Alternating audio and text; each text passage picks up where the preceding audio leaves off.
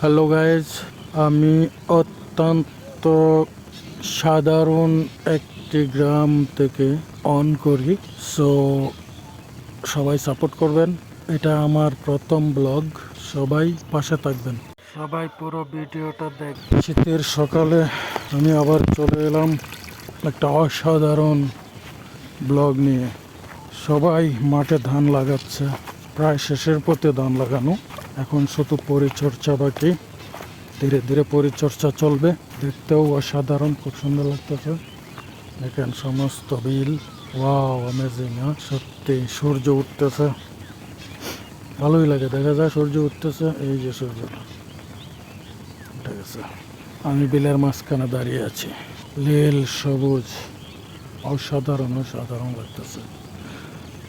তবে তার চেয়ে আরো সুন্দর লাগবে যখন ধান গাছগুলো আর একটু বড় হবে, পুরো মাঠ নীল সবুজ। ওয়াও না, অসাধারণ লাগবে।